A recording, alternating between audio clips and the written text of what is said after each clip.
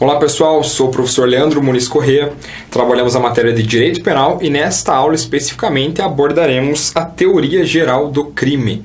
Já adianto para vocês que alguns doutrinadores utilizam a expressão delito ao invés de crime, mas na verdade são sinônimos, então vocês encontrarão, a depender de quem utilizam para os estudos, tanto crime quanto delito, mas são os mesmos institutos, são os mesmos conceitos, só essa nomenclatura que diverge de doutrinador para doutrinador. Vamos lá, pessoal. Primeiramente, qual é o conceito de crime? Nós temos três conceitos que são utilizados para responder essa pergunta: o material, formal e o analítico. O conceito material é aquele que crime é a conduta que atinge um bem jurídico.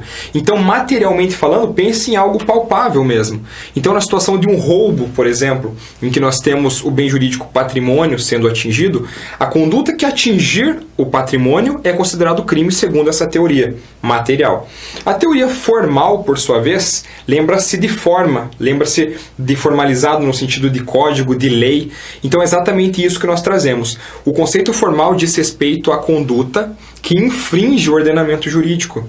Então, a situação em que há uma conduta, uma prática delituosa, que por estar em desacordo, confrontando o Código Penal, será considerada crime, diz respeito a esse conceito formal. Você contrariou o nosso Código formal, você afrontou a legislação formal, isso é considerado crime, segundo a teoria formal. A teoria analítica, por sua vez, ou conceito analítico de crime, diz respeito a uma divisão em elementos, que seria fato típico antijurídico e culpável ou conduta típica antijurídica e culpável. Eu prefiro conduta típica porque nós conseguimos dividir a conduta da tipicidade, ao passo que quando se utiliza fato típico parece que é um só elemento. E há essa divisão, é necessário que se tenha essa divisão, mas certamente vocês encontrarão nas duas formas. O conceito analítico de crime pode ser tanto fato típico antijurídico e culpável, quanto conduta típica antijurídica e culpável. Existe uma doutrina minoritária, sobretudo na Escola Paulista de Direito, que considera a culpabilidade não uma elementar do conceito de crime, mas sim um pressuposto da aplicação da pena. Digo que essa corrente é minoritária e para fins de concurso público, de estudo para exame da ordem e de concursos públicos propriamente dito, a cobrança se dá pelo formato de que a culpabilidade pertence sim ao conceito de crime, então fato típico ou conduta típica, antijurídica e culpável é aquilo que nós temos que conhecer, que se familiarizar como sendo o conceito analítico de crime. Pois bem, pessoal, em relação às infrações penais, o Brasil adota um caráter dicotômico, um critério dicotômico. Professor, dicotômico não dá para facilitar? Sim. São duas as formas que nós temos de infração penal. Dicotômico é isso. Duas. Quais sejam? Infrações penais se dividem em crime ou delito, porque, mais uma vez, é a mesma coisa. E nós temos as contravenções penais.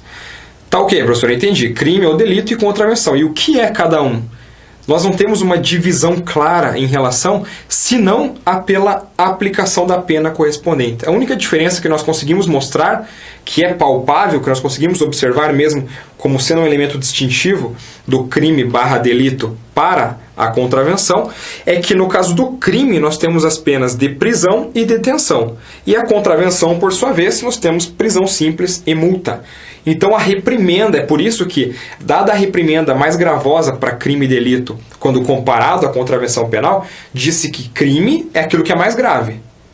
E a contravenção é o crime anão, é uma situação menos perigosa, menos gravosa, e por isso a pena que é aplicado também não é tão drástica quanto seria caso fosse praticado um crime. Então, basicamente, crime e delito, mesma coisa. Ao crime nós temos prisão, vou sublinhar aqui, e detenção. E a contravenção? A contravenção é aquela situação que não é tão gravosa assim. Nós temos a prisão simples e multa, que pode ser aplicado cumulativamente, mas ainda assim torna a situação menos delicada, por assim dizer. Pois bem, pessoal, no que cerne aos sujeitos do crime, quem são os sujeitos do crime? Ah, professor, sujeito é um cidadão aqui do bairro que está roubando lá, eu sei até o nome. Não, gente, não é isso. Sujeito não é a pessoa, não vai apontar e dizer quem é o sujeito. Sujeito do crime é a divisão que nós temos entre ativo e passivo. Como sujeito ativo, preste atenção no slide comigo, é aquele que comete o crime atingindo o bem jurídico penal alheio. Por que sublinhando isso? Porque nós vamos ver a distinção entre bem jurídico e objeto jurídico. É bem interessante que desde logo entendamos que aquele que atinge o bem jurídico de terceiro, de outro, vai ser considerado o sujeito ativo do crime, do tipo penal. Sujeito passivo é o titular do bem jurídico lesado. Então, se eu vou lá e atinjo o bem jurídico de outra pessoa, eu sou sujeito ativo, eu cometi o crime. E se você é o detentor, se você possui o bem jurídico que está sendo atingido, que está sendo lesionado, você é o sujeito passivo dessa prática delituosa, você é o sujeito passivo desse crime ou desse delito. Olha que interessante, pessoal, uma observação que eu deixo aqui para vocês. Formalmente falando, o Estado sempre será sujeito passivo. Professor, por que você está falando isso? Porque o ius puniendi, o direito de punir, é do Estado. Quando você é objeto de uma persecução penal, quando você é sujeito ativo de um crime e se inicia uma ação penal, quem vai atrás de você? Não é o Estado, através do Ministério Público, que cumpre esse papel de acusação? Por que é o Estado e não a pessoa? Isso nos crimes de ação pública, condicionado e incondicionado. Nos crimes de ação penal privada, de fato, é o próprio sujeito passivo que vai atrás. Mas nessa situação dos crimes, das situações mais gravosas, por que é o Ministério Público que faz essa acusação? Porque é o Estado protegendo a sociedade, a coletividade de modo geral, que está tentando buscar coibir essas práticas criminosas através do processo penal e, eventualmente, das punições, das penalidades jurídico-penais. É justamente por isso que, formalmente falando, o Estado sempre é atingido. O Estado são todos. Se eu cometo um homicídio, eu não estou atingindo somente a vítima, que é o objeto do crime de homicídio ali, que morreu em decorrência da minha atitude criminosa. Mas eu estou atingindo a sociedade como um todo, porque o perigo que eu faço surgir na sociedade quando dessa conduta atinge a todos. E é por isso que o Estado, formalmente, sempre estará sendo atingido. E, materialmente falando, é a vítima que tem o bem jurídico atingido que se encontra nessa situação de sujeito passivo. Beleza?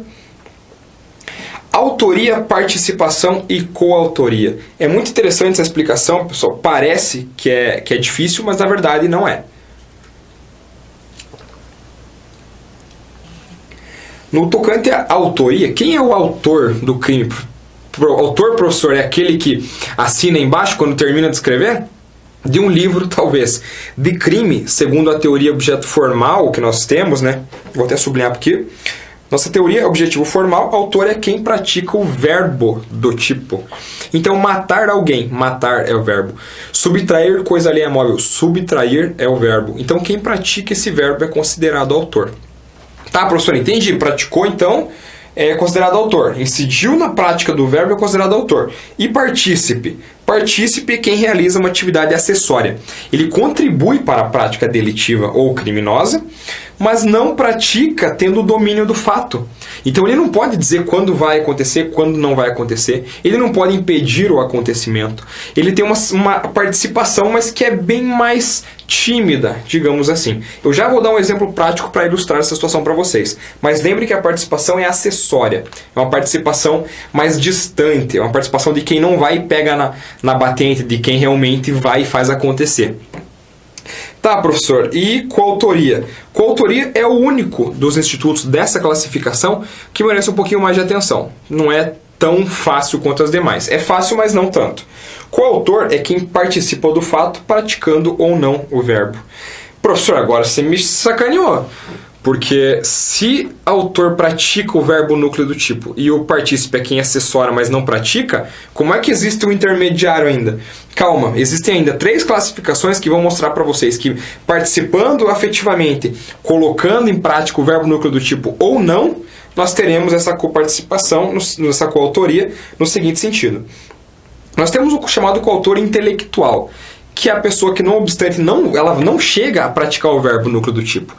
Então imagine que nós temos uma situação de homicídio e eu fico responsável por organizar. Então é o seguinte, eu sei que essa pessoa trabalha em tal lugar, tal horário, você, fulano de tal, vai lá e espera, a hora que ele passar na frente da lanchonete, você vai ligar para o ciclano e o ciclano vai encontrar ele naquela rua que é escura e aí você pode atirar porque ninguém vai ver. Entendam que eu não estou praticando o verbo núcleo do tipo. Eu não estou matando alguém, mas intelectualmente eu estou gerenciando, organizando a prática criminosa. E isso faz de mim um coautor. Nós temos ainda o chamado coautor funcional. É aquele que participa efetivamente, mas não realiza o verbo. Professor, como que alguém vai participar sem realizar o verbo? Simples. Vamos explorar um pouquinho mais esse mesmo exemplo do homicídio. Digamos que a pessoa que é o desafeto, que é aquele que eu quero matar, se encontra lá no beco e eu falo, fulano, você vai lá, segura ele, amarra ele e me avisa. Quando ele estiver amarrado, eu vou passar e vou efetuar 2 disparos. Essa pessoa que ficou responsável por segurar e amarrar a vítima não matou alguém. Mas vocês entendem que ele efetivamente participou do ato? Isso faz dele um coautor. Um coautor funcional. Ele teve uma função. Ele funcionou no crime, mas não praticou o verbo. E nós temos o coautor executor, que é aquele que pratica o verbo também. 2 pessoas praticando o verbo, coautores. É um autor, coautor. Aí, se um terceiro professor empresta a arma, ele não está assessorando, ele está assessorando materialmente, mas ele tem como impedir, ele tem como dizer quando o crime será ou não será cometido, se ele só emprestou a arma, então ele é o chamado partícipe. Vou dar um exemplo para vocês que vai ilustrar essas 3 situações. Imagina que alguém chegou para mim e falou assim, professor, direito do trabalho é melhor que direito penal. Isso faz com que eu queira matar essa pessoa. E não obstante seja legítima essa minha vontade, que é algo que se justifique, eu não posso fazê-lo. Mas eu estou envolto por um nervosismo, por uma raiva que faz com que eu chame meu amigo Tício e meu amigo Mévio. E eu falo, Tício, vamos matar essa pessoa. Você não acredita o que ela fez, cara. Ela falou que direito do trabalho é melhor que direito penal. Aí ele vai falar, cara, não acredito, mas não posso matar ninguém, eu não quero me complicar, não dá pra mim isso aí não. Eu posso te emprestar minha arma, cara. Pega a arma, vai lá e faz o que você quiser, mas eu não vou matar ninguém não. Aí eu falo, Mévio, você não vai me deixar na mão, cara, você vai comigo. O Tício empresta a arma, o Mévio, parceiraço, fala, não, vamos juntos, cara, tô com você. Nós vamos até o local onde eu sei que essa pessoa que disse que direito do trabalho é melhor que direito penal está, e eu efetuo 3 disparos da arma de fogo.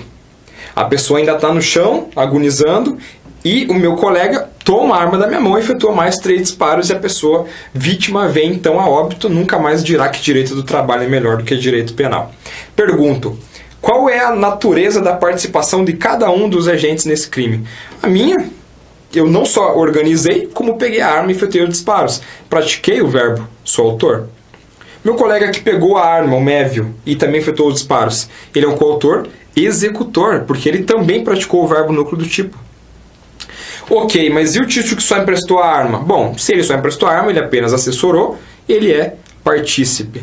Porque, não obstante tenha participado, ele não tem o domínio do fato. Ele não tem como controlar, mas ainda assim teve uma participação. Qual seja a de emprestar a arma, sabendo que a arma seria utilizada para esse fim. Então ele é partícipe nesse crime de homicídio. Entenderam, pessoal?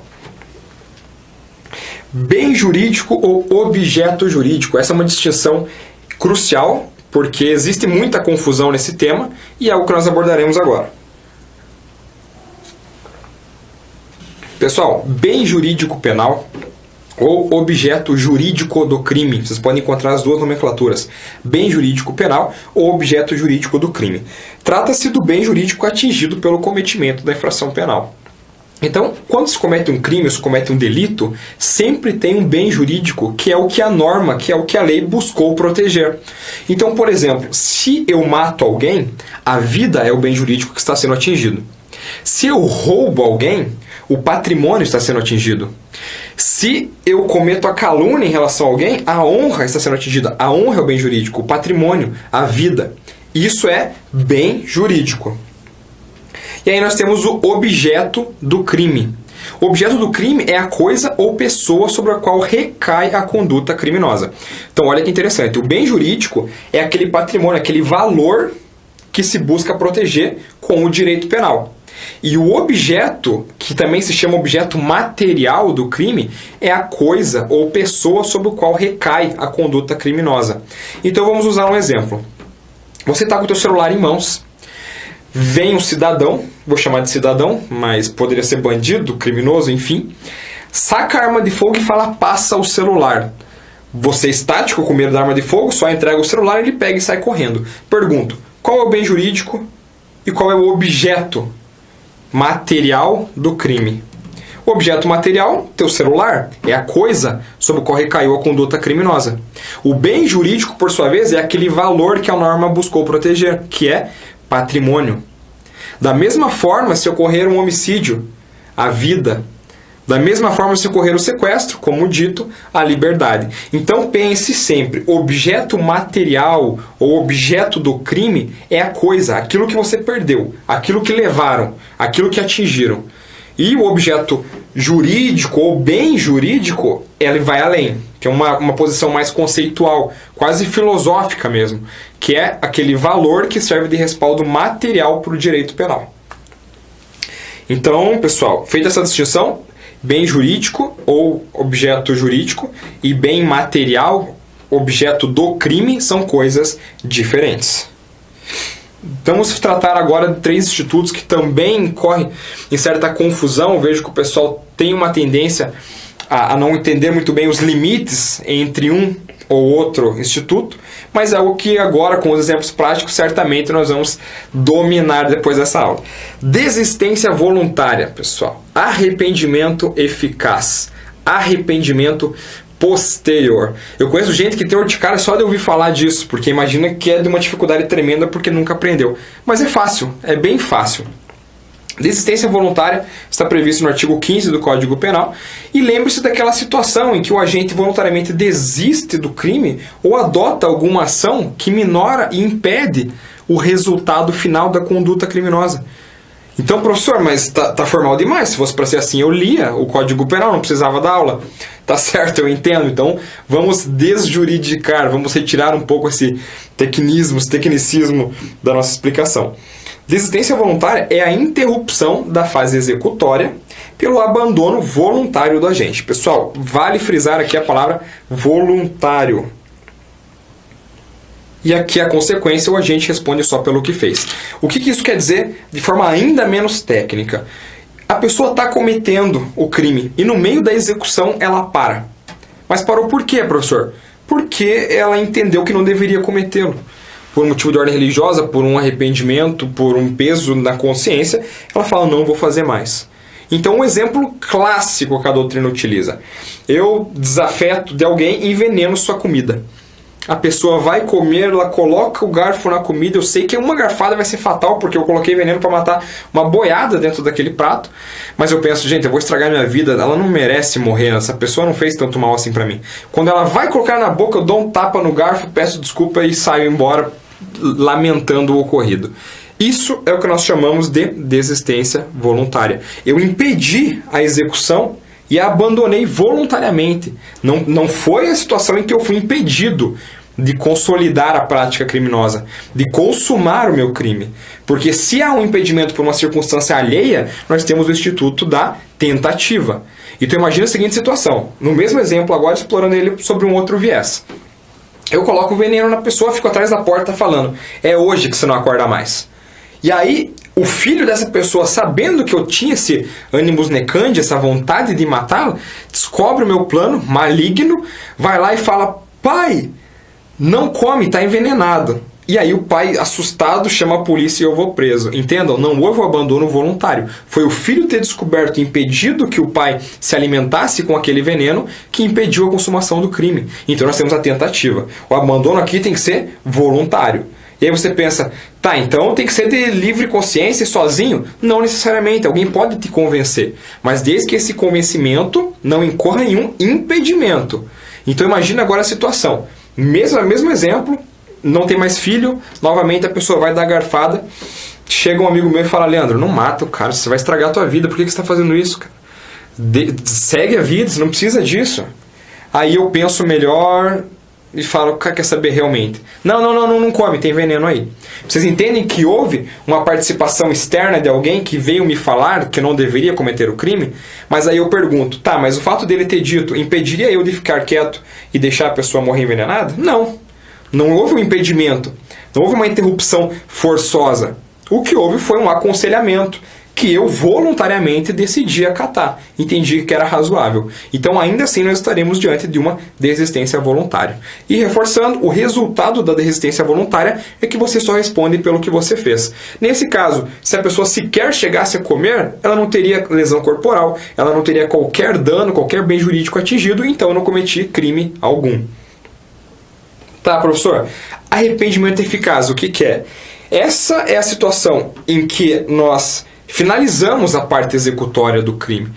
nós adotamos uma conduta posterior à concretização, ao término da consumação. Então, vamos voltar para esse mesmo exemplo. O cidadão está com um prato cheio de veneno, mas nem sabe. Acha que é semente de pepino e é veneno de rato que tem no prato. Vai dar a garfada, come. Segunda garfada, come. Na terceira garfada ele já cai espumando. Eu falo, meu Deus, o que eu fiz? Corro, pego esse cidadão, jogo no carro, levo para o hospital, há uma lavagem gastrointestinal e conseguem recuperá-lo, mas cheio de lesões, porque ele ingeriu muito veneno. Pergunto, o evento morto não ocorreu em face de quê? De uma conduta do próprio agente que havia cometido o crime no outro momento. Ou seja, eu adotei uma postura que impedia a consumação do crime, mas somente após toda a fase executória. Ok, qual que vai ser a consequência prática disso? Eu vou responder pelo que eu fiz. Nesse caso, eu vou responder pelo homicídio? Pela tentativa de homicídio? Não. Tentativa só seria se alguém tivesse impedido, se uma circunstância alheia tivesse me impedido. E nesse caso, o que impediu foi eu voluntariamente. Então, mais uma vez, eu voluntariamente não permiti a consumação do crime, mas nesse caso, houveram consequências e a fase executória se exauriu, se completou. Então vou responder pelas lesões corporais que decorrerem eventualmente dessa situação. Como ele comeu muito veneno, ficou todo machucado, a lesão corporal será aplicada. Não o homicídio, sequer o homicídio tentado. Mas mais uma vez sublinho, a adoção voluntária pelo agente de uma conduta que busque salvaguardar, que busque proteger esse bem jurídico é necessário para que se concretize o chamado arrependimento eficaz. Se a conduta não for voluntária, se uma situação externa impedir o cometimento após a fase executória, eu vou responder pelo crime, na forma tentada, talvez, mas não será o caso de arrependimento eficaz. Arrependimento posterior, que é o terceiro e último desses institutos, artigo 16 do Código Penal. É a situação em que, após o cometimento do crime, vou sublinhar, aqui o crime foi cometido, pessoal, não teve um arrependimento durante a fase executória, não teve um arrependimento logo após a fase executória que buscou salvaguardar o bem jurídico. Aqui o crime foi cometido sem violência ou grave ameaça. Sem violência ou grave ameaça, e principalmente antes do recebimento da queixa ou denúncia, eu fui lá e busquei reparar algo que eu eventualmente roubei. Então, um exemplo prático para ilustrar essa situação. Imagina que a Polícia Militar do meu estado entra em greve. Todo mundo começa a saquear as lojas. Eu penso, poxa, eu queria uma televisão maior. Não tem polícia mesmo? Que mal tem. Entro numa dessas lojas, pego essa televisão, corro para minha casa. Dá 2 dias as câmeras de segurança, jornal do meio-dia, aquele jornal do horário do almoço, tá minha cara estampada lá correndo com a televisão nas costas. Bom, eu penso, na verdade eu não deveria ter feito isso, gente. Eu não precisava ter roubado essa televisão. Nesse caso, furtado a televisão. Eu poderia ter comprado uma, não precisava. E eu vou lá e devolvo. Ou seja, é um crime cometido sem violência ou grave ameaça. Foi um furto. Entrei na loja, não tinha ninguém. Peguei a televisão, fui embora. 2 dias após, antes do recebimento da denúncia ou queixa, eu busquei restituir a coisa. Eu busquei devolver aquele objeto, que era a televisão, o objeto do meu furto. Aí eu sublinho para vocês aqui a importância de ser antes do recebimento ou da denúncia. Pessoal, o que é recebimento da denúncia ou da queixa? Denúncia ou queixa são as peças inaugurais da ação penal. A denúncia em caso de ação penal pública incondicionada ou condicionada e a queixa, via de regra, em caso de ação penal privada. Mas, às vezes, diante da inércia do Ministério Público, como a chamada ação subsidiária à pública, há também a queixa inaugurando ações penais públicas. Não vou adentrar muito nesse tema porque ele é de natureza processual e a professora Magda aqui do curso explicou isso de forma brilhante, tem o curso dela de processo penal, recomendo que vocês assistam, que ela adentra com muita propriedade nesses conceitos. Mas o que eu quero dizer aqui para vocês, basicamente, é: se a restituição da coisa ou essa tentativa de minorar o dano ocorrer no momento posterior ao recebimento, ou seja, já iniciou-se a persecução penal através da ação penal, com o recebimento da denúncia ou da queixa, não mais há que se falar em arrependimento posterior. Não existe mais arrependimento posterior. É justamente para que você busque voltar atrás rápido. Ó, você tem motivo porque nós vamos reduzir a tua pena se você devolver aquilo que você furtou. Mas isso tem que ser rápido, não vamos deixar o resto da vida essa oportunidade em cima da mesa. É basicamente isso. E qual é a consequência prática desse arrependimento posterior? A diminuição da pena. Diferente do arrependimento eficaz ou da desistência voluntária, que você responde só pelo que você fez, nesse caso nós temos uma redução da pena em 1 até 2/3. 1 a 2/3 a menos na pena de quem se arrepende posteriormente nos crimes sem violência ou grave ameaça e antes do recebimento da denúncia / queixa, ela busca minorar o dano restituindo a coisa. Feito? Simples, não? Arrependimento eficaz, durante a fase executória eu falo, não sei o que eu estou fazendo, pera, não faz isso, não come o veneno. E essa é a nossa situação de desistência voluntária. Arrependimento eficaz é aquela situação que, por sua vez, eu já iniciei a fase executória, complementei a fase executória, o crime está completo. Se eu deixasse, ia morrer a pessoa envenenada. Mas eu a pego, levo para o hospital e salvaguardo esse patrimônio, esse bem jurídico que é a vida, mas ainda assim lesionei corporalmente essa pessoa e vou responder somente para a lesão corporal. Arrependimento posterior, por sua vez, cometi o crime sem violência ou grave ameaça e vou lá e restituo a coisa, minoro esse dano antes do recebimento da denúncia ou da queixa e, nesse caso, pena de 1 a 2/3 menor do que seria se eu não tivesse me arrependido. Questão de provas, pessoal. Mais uma vez, vamos analisar algumas questões que têm o condão de massificar, de consolidar ainda mais esses conhecimentos que nós vimos na aula de hoje e que foram objeto de perguntas em concursos públicos e na ordem também. Vamos lá. No que cerne às infrações penais e seu caráter dicotômico, a infração cuja pena pode ser de prisão ou detenção denomina-se. Então, olha que interessante. Ele pergunta em relação às infrações e seu caráter dicotômico. Então, sublinhamos dicotômico. As nossas alternativas: medida de segurança, contravenção penal, delito, crimes hediondos ou crime de menor potencial ofensivo. Quando ele diz em seu caráter dicotômico, está fazendo menção àquela divisão entre crime ou delito e contravenções. Então, qualquer outra questão que não se restrinja a essas duas possibilidades está errada. Não está errada porque a afirmativa está incorreta, mas sim porque não é a resposta que a questão, que o enunciado está buscando. Então, medida de segurança? Não, medida de segurança é a punição dada aos imputáveis, a situação daqueles que não possuem o discernimento, por exemplo, para entender o caráter de ilicitude de suas condutas. A pessoa que por um retardo, por uma deficiência mental incidiu numa prática delituosa, vai ter a medida de segurança como pena. Então não tem nada a ver. Contravenção penal. Pois bem, pessoal, a contravenção penal, eu disse que a consequência é a prisão simples ou multa, que pode ser até cumulativamente aplicadas. Mas a pergunta e o enunciado nos traz qual é o tipo de infração que tem como consequência a detenção ou prisão. Então, se nós temos prisão simples e multa na contravenção, não é a contravenção a resposta certa. Então, ainda que ela se insira no caráter dicotômico, não é que possui essa consequência que o enunciado está apontando. Então, errado. Delito. Como eu falei para vocês, crime e delito é a mesma coisa. Crime e delito só varia de acordo com a doutrina que está sendo utilizada. Então, nesse caso, está delito. Não solidifiquem a ideia de que crime é crime e delito é outra coisa, que eu não sei o que é, porque está errado. Muita gente acredita que, olha, eu sei o que é crime e contravenção. Delito, eu não lembro. Delito é crime. E nesse caso aqui, só se substituiu os termos. Mas a resposta certa, delito. Porque no caráter dicotômico, o delito é a infração que tem como consequência a prisão ou detenção. Então essa é a nossa resposta. Crimes hediondos, não.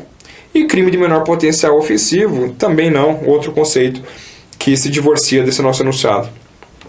2. Vamos lá. Pedro foi vítima de um furto qualificado, no qual seu veículo foi levado pelos criminosos. O objeto jurídico e o bem jurídico atingidos são, respectivamente. Essa é a distinção que foi justamente por encontrar essa questão eu vislumbrei ser interessante abordarmos também na nossa aula de hoje. A diferença entre bem jurídico penal e objeto do crime, ou objeto jurídico e objeto material do crime. Aqui nós temos a situação de um furto qualificado, no qual o veículo foi levado, e eles querem saber qual é o objeto jurídico e qual é o bem jurídico, respectivamente. Então, primeiro eles querem saber qual é o objeto e qual é o bem. respectivamente, patrimônio e veículo, objeto jurídico e bem jurídico. Letra B, integridade física e veículo. Letra C, veículo e patrimônio. Letra D, patrimônio e liberdade individual. Letra E, patrimônio e honra. Pessoal, qual dessas alternativas vocês acreditam que estaria correta? Olhando a questão e olhando o que eu sublinhei. Vocês sabem a diferença entre objeto do crime, que é a coisa ou pessoa sobre o qual recai a conduta criminosa. E sabe a diferença também entre bem jurídico e objeto do crime. Já visto que bem jurídico é aquele valor, aquilo que o direito penal busca proteger, a vida, o patrimônio, a liberdade. Nesse caso, notem, foi utilizada a expressão objeto jurídico e bem jurídico. Vocês entendem que são a mesma coisa? Lembra que eu falei para vocês? Bem jurídico e objeto jurídico, e nós temos o objeto material do crime. Então tem doutrina que utiliza objeto jurídico do crime, que é o bem, e objeto material do crime, que é a coisa. E existe doutrina que utiliza só a terminologia bem jurídico e objeto do crime, objeto material do crime também. O ponto é, essa questão foi anulada, porque bem jurídico e objeto jurídico do crime são a mesma coisa, e não tem nenhuma opção aqui que nós tenhamos patrimônio e patrimônio, ou somente patrimônio. Então, o gabarito trazia como alternativa correta a letra A, patrimônio e veículo. Como se objeto jurídico fosse o patrimônio, que é a bem da verdade, porque o bem jurídico atingido num crime de furto é o patrimônio, e a coisa sobre o qual recai a conduta é o veículo. Então, olhem que interessante. Aqui deveria ser objeto jurídico e objeto material do crime. Por esse motivo, não obstante o gabarito trouxesse a alternativa A, está incorreto. Porque eles utilizaram dois termos que possuem o mesmo significado. Olha a letra B, integridade física e veículo. Não, foi um furto. O fato de terem colocado qualificado não muda o fato de que não houve violência ou grave ameaça. Então não teve integridade física atingida. Nós temos veículo e patrimônio. Tá, veículo a coisa, o patrimônio é o bem jurídico. Mas como a questão está pedindo a mesma situação, os dois são bem jurídicos, está errado. Letra D, patrimônio e liberdade individual. Não temos sequestro, um cárcere privado para que a liberdade individual tivesse sido lesionada, tivesse sido atingida. Letra E, patrimônio e honra. A honra, alguns podem até pensar, poxa, mas é o carro que eu ganhei do meu pai. Meu primeiro carro, eu dei até um nome para ele, atingiu minha honra. Não, não é isso. Os crimes contra a honra são calúnia, difamação, a injúria. Então, olha que interessante. Eu trouxe essa questão justamente para vocês observarem que não basta você simplesmente encontrar a alternativa que mais é condizente, mais é coerente em relação ao enunciado. Você tem que entender o conteúdo para que vislumbre que essa questão está errada. Então, isso aqui já deveria ter colocado um xizinho do lado e falar, ó, isso aqui vai para o recurso. Não sei se os outros viram também, mas eu vi, isso aqui vai para recurso. Então eu trouxe para vocês uma questão que foi objeto de anulação, porque utilizaram a terminologia incorreta, justamente para demonstrar a importância de vocês entenderem essa divisão entre bem jurídico e objeto do crime. Bem jurídico, mais uma vez, é aquele valor, é aquilo que a norma busca proteger. E o objeto material é a coisa, é o celular, é o carro, é a bicicleta, é aquilo sobre o qual recai a conduta criminosa. Mas não é o valor, porque isso é ou objeto jurídico ou bem jurídico. Feito? Nós temos ainda uma terceira questão. O marido que possuindo animus necandi é a vontade de matar, em relação à sua parceira, envenena a comida da mesma, porém, arrependido, voluntariamente impede que a mesma prove o veneno incorre em. Então, aquela situação, o marido tentou envenenar a esposa, se arrependeu, não permitiu que ela ingerisse o veneno. Qual é a situação? Do que é que nós estamos falando? Desistência voluntária? Tentativa? Arrependimento eficaz? Dolo direto ou arrependimento posterior? Desistência voluntária é a nossa alternativa A, vamos pulá-la. Alternativa B, tentativa. Como dito, pessoal, a tentativa é o crime que não se consuma por circunstâncias alheias à vontade do agente. Nesse caso aqui, não há que se falar em circunstâncias alheias. Está dizendo no enunciado, arrependido voluntariamente, ou seja, sozinho, ele decidiu, não houve uma interrupção externa, não houve um impedimento externo. Ele, arrependido, foi lá e falou, amor, não coma, não se envenene, estou arrependido do que fiz. Então, não há que se falar em tentativa. Arrependimento eficaz? Arrependimento eficaz ele se dá, pessoal, quando nós temos o término da fase executória. Aqui, vislumbrem que ele interrompeu a fase executória à medida que não permitiu que a esposa ingerisse o veneno. Então a execução estaria completa quando ela ingerisse o veneno e caísse espumando pela boca. Nesse caso, ele não deixou que isso acontecesse. E justamente por não ter deixado, não é arrependimento eficaz. Dolo direto, pessoal, dolo direto, dolo e culpa é uma outra discussão acerca da vontade livre e consciente de cometer aquele determinado crime. Então não há que se falar em dolo agora, é uma alternativa alienígena em relação ao enunciado. Arrependimento posterior é a situação da devolução, de você restituir a coisa nos crimes que não têm violência ou grave ameaça antes do recebimento da denúncia ou queixa. Tratamos isso também, mas não o é. Nesse caso, nossa desistência voluntária da letra A é a alternativa que corresponde exatamente à nossa questão.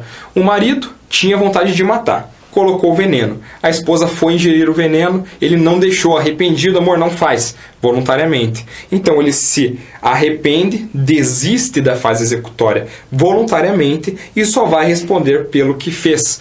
Nesse caso, se ela nem comeu, não vai responder por nada. Se eventualmente ele precisar empurrá-la para ela não comer o veneno e aí ela cai e se machuca, ele responde pela lesão corporal. Feito? Revisãozinha só com as palavras-chave para a gente encerrar essa nossa aula. Nós vimos que no que cerne ao crime nós temos uma divisão quanto ao conceito. Conceito material, formal e analítico. Material, crime é aquilo que atinge o bem jurídico. Atingiu o bem jurídico, nós temos um crime. Esse é o nosso conceito material. Segundo o conceito formal de crime, crime é a conduta que se contrapõe, que afronta o ordenamento jurídico. Atingiu contrariamente à legislação, nós temos um crime. Conceito analítico, por sua vez, é que conduta típica antijurídica e culpável é crime. Ou fato típico antijurídico e culpável é crime.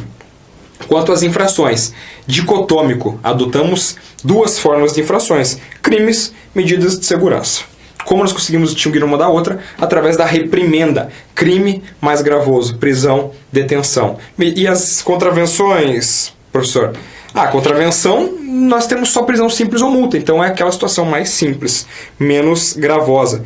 Não obstante esteja medida de segurança, nós estamos falando de contravenções. Sujeitos do crime. Ativo é aquele que atinge o bem jurídico alheio. É aquele que atinge o bem jurídico de um terceiro. E o sujeito passivo é o dono do bem jurídico atingido. É aquele que teve seu bem jurídico lesionado. Autor, coautor e partícipe. Partícipe assessora. Partícipe não tem domínio do fato. Autor pratica o verbo núcleo do tipo. Tá, professor, e o coautor? Coautor é aquele que nós temos: intelectual, funcional e executor.